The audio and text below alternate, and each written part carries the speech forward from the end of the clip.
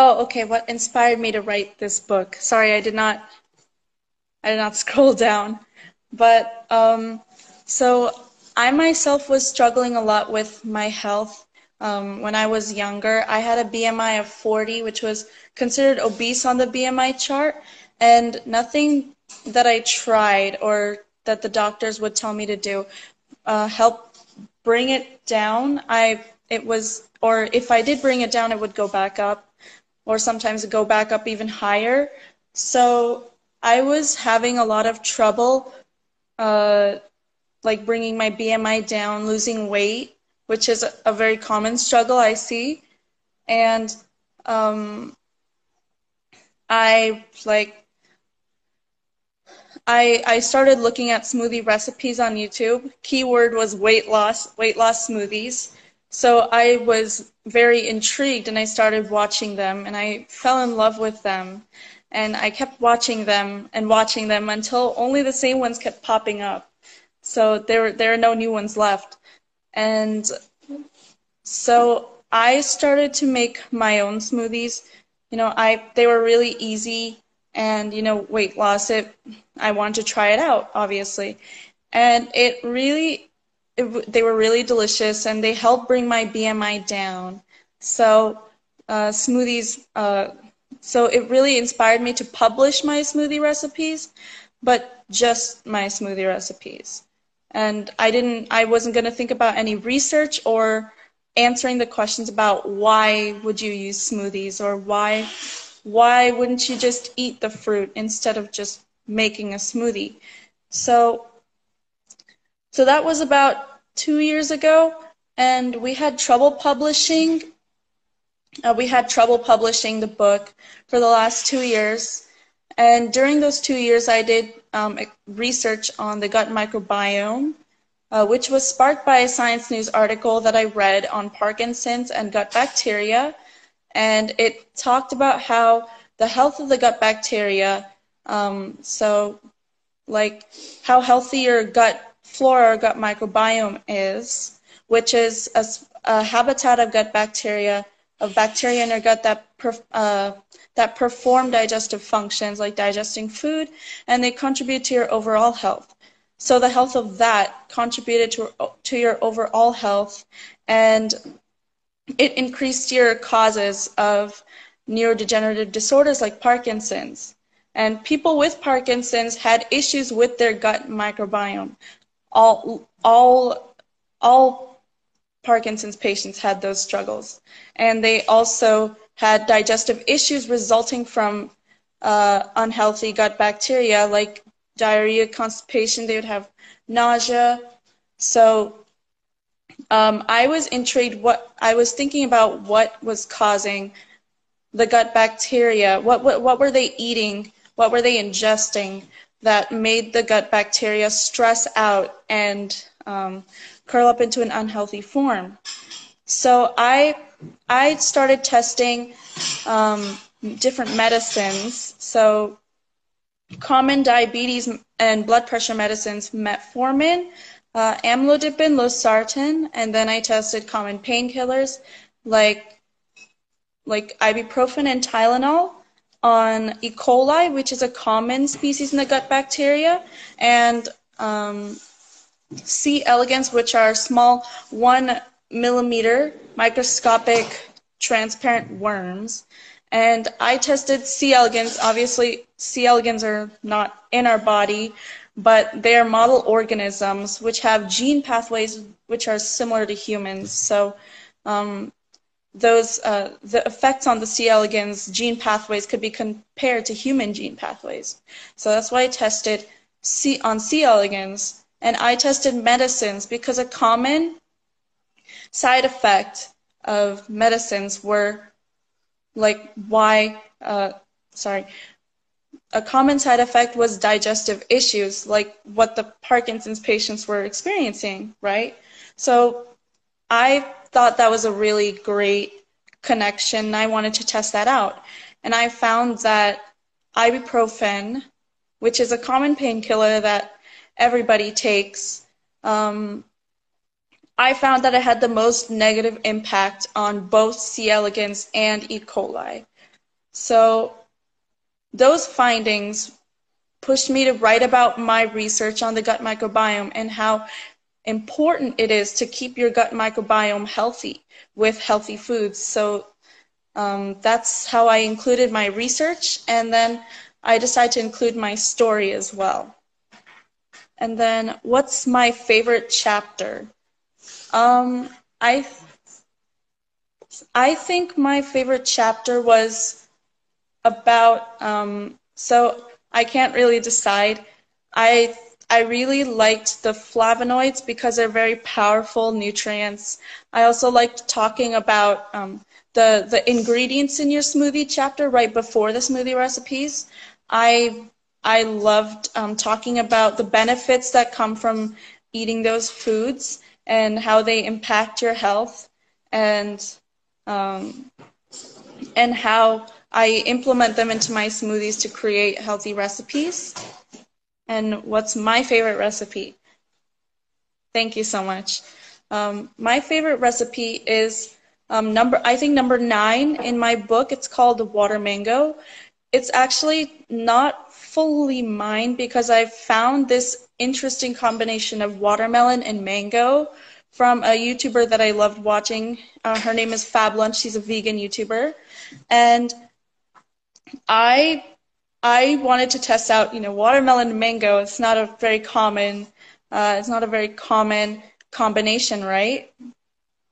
And so it's this tangy color, like this tangy flavor, beautiful orange color, and then to make it my own twist, I added some lemon juice, maybe some chia seeds to give it a crunch. So always that difference in texture, it pleasures me a lot. So that's why that's my favorite recipe.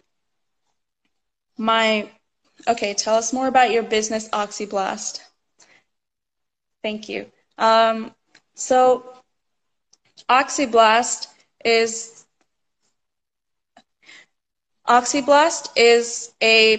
so I wanted to come up with a product that boosts nutrients with natural ingredients. It's a fruit and vegetable product that it's a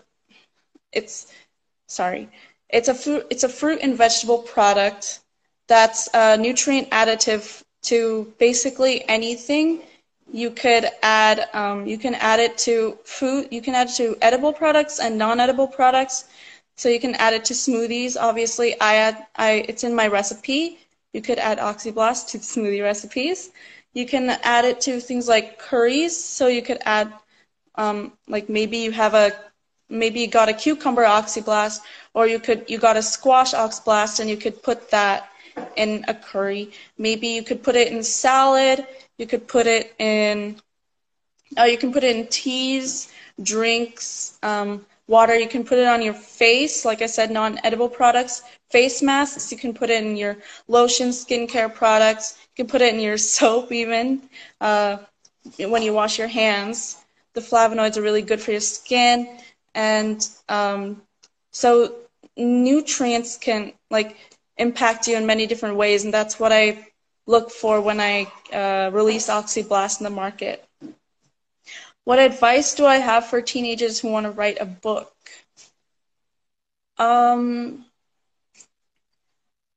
I think to write a book, you want to find something that you're incredibly passionate in.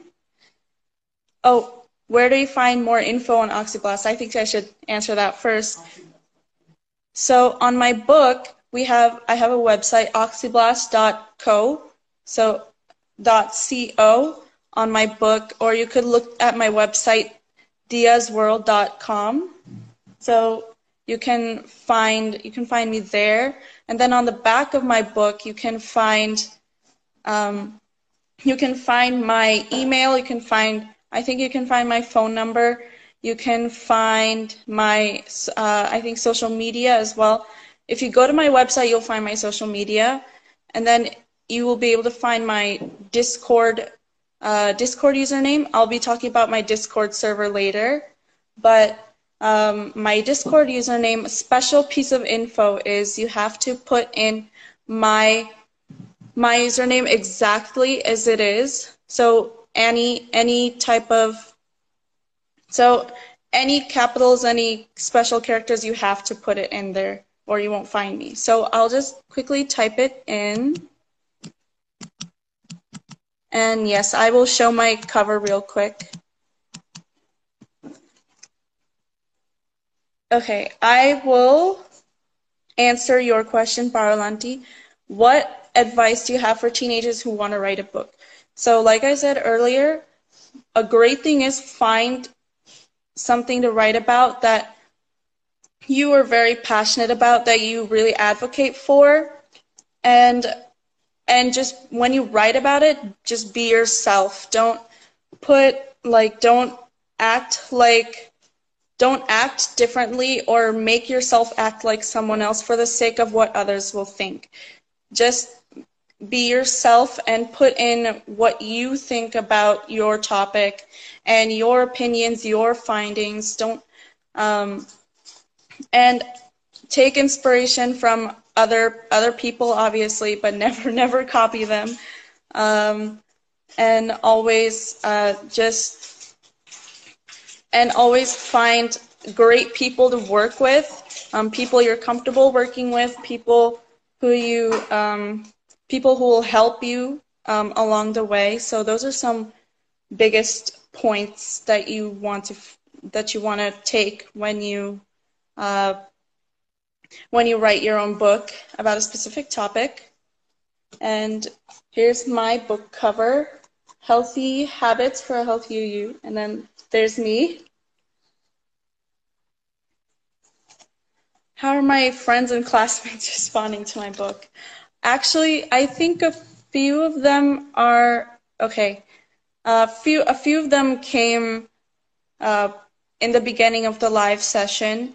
So they were some friends congratulated me. A lot of people clapped. They clapped. We were online when my book was released. We were in online school. Now we're in person. So everybody congratulated me in our class online. People wanted to write articles about me. They would say, "Hey Dia, is it okay if I send you some interview questions?" They would say that because they would be part of school newspaper, and then they would publish. And then my English teacher, who's actually the school, I think she takes care of the yearbook stuff and the news and everything about the school newspaper. So she would say in class, "Hey, I published your article today," and then everybody would look at me, and all the attention would be drawn to me. I like attention, and I like being congratulated. It feels really good, but too much attention is it becomes very I get very nervous or embarrassed sometimes. But my classmates and friends are very happy for me. Do you have any other questions? Oh, I think I should talk about my Discord server since I gave my Discord username. So I have a Discord server called Speak, SPEAK. So support positivity, equality, acceptance / assistance, and kindness. And I made that server for people to join so they could talk about their emotions, they could talk about their problems, their opinions without judgment. And it's like a safe space for people to talk about anything. And for people who come to us, what is Discord? Okay, I should probably say that. So Discord is a platform where you can join servers or chat rooms which have various text or talk channels, voice channels, and you can chat in them. You could talk with each other. It's like a way of connecting with people So like a chat room. So yeah, it's a social media platform where you can just chat with people. You could talk with people. We have a Discord server for school, so we have different text channels with, like, this is for AP Biology, or this is for Spanish, this is for math. So that's what Discord is for. And so anybody who comes to us with a problem, we are not certified counselors, so we cannot give them a solution or help solve it for them. We can just use breathing techniques and meditation to inspire them to help themselves, so self-healing. And how do I manage so many things with school? So there are, like, obviously it's very stressful to take on all of these things, but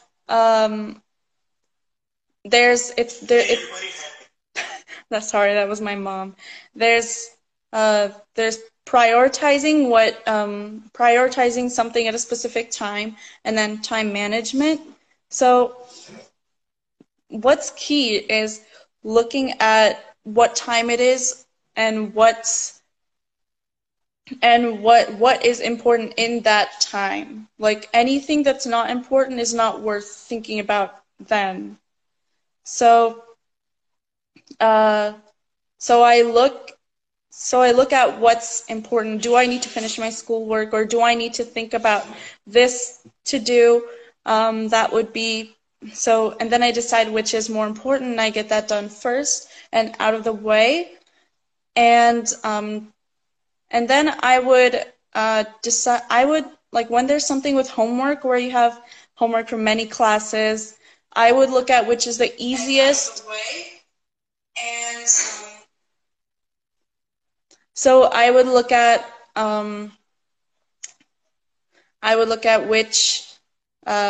which is easiest and fastest to do, and I would do that first, and I would feel like I got more done, and I would be less stressed. And then others will be time management. What can I do today? And then what can I leave for tomorrow? And it'll be fine. What can I do the next day? Should I do this in increments, etc.? And then focusing when you're doing a task. You do not want to be distracted. You want to be in the game. You want to focus on whatever you're doing so you can get it done faster and you can do it well. And then what's next for me? So right now I'm a sophomore, 10th grader.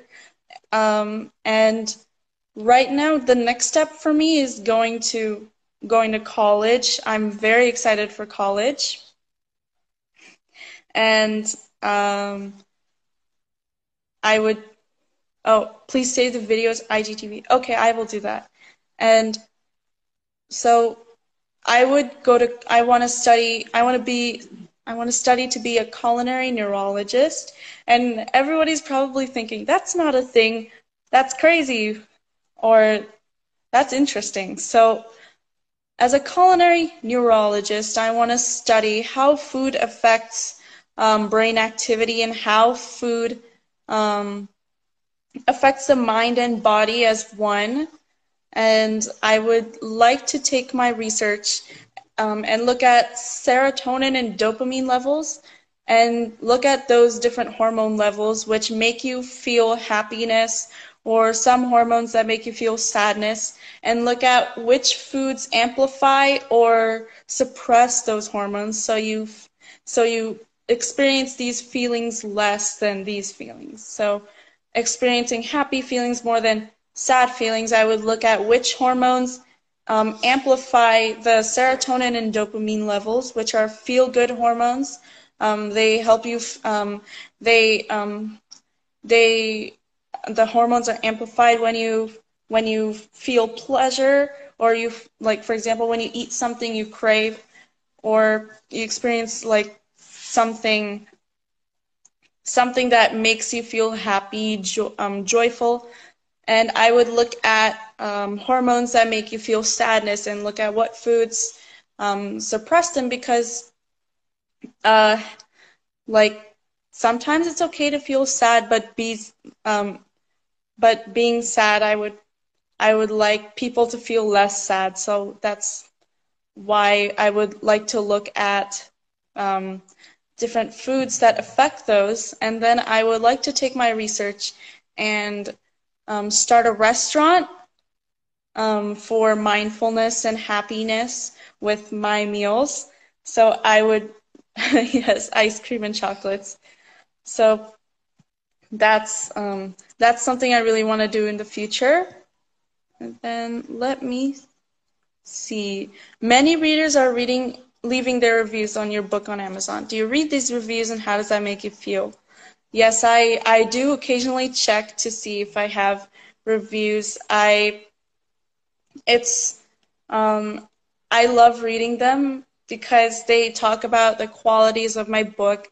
Maybe they would give some feedback on my book, which I can take into, and if my next book, if I ever write one, and I would, it makes me feel good. It ups my self-esteem and my confidence. So I really love reading them. Uh, thank you. Thank you for the nice comments. And any more questions? I don't see any more.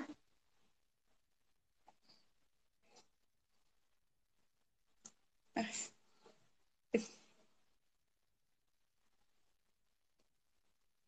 did okay, what will it be about? If I did write another book, what will it be about? Um, I feel like it would still contain like information about healthy eating, but probably I will include different lifestyles people take. So thank you so much. And so continuing with my question, with the question, I I want to take in different lifestyles people take to eat healthy. So obviously there are people who there are vegetarians, there are vegans, there are people who so I don't like there. I heard a term called pescatarians, where people like vegetarians that eat fish, and then people who eat all types of meat, so meat eaters, and then uh, so I would take those into consideration. I would write about more information about them, and then I would come up with vegan recipes because I think vegetarians and vegans are very like I see very little I don't not really representation, but not I don't see vegan recipes or vegan restaurants, vegetarian restaurants. So put I would love to put recipes for vegans and vegetarians that they can enjoy while still being healthy, and you won't have to buy some magical product. You can find everything you to use at home. So that would be an idea. Maybe recipes for people um, who have who have certain diseases, maybe people who have blood pressure, diabetes, maybe people who are immunosuppressant to help their immune system. Some recipes for that. I would love um, making more recipes for improving gut health, especially. So look out for my next books. Okay. Thank you so much for all of your comments, guys.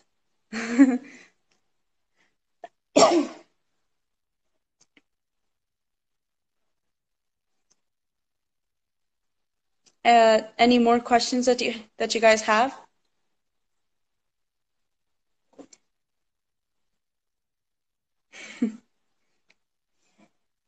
Thank you so much for accommodating with the tech issues as well. Yeah. Yeah, it was wonderful talking. Thank you for having me today. Okay, I will try saving the video. How do I save the video? Do I If I press end, will it be able to save the video? Thank you so much, everybody. Bye. Everybody have a great day, and remember to stay healthy. Remember to be yourself. Do what you love. Stay positive. And yeah, I'll see you guys later. Bye. Have a great day.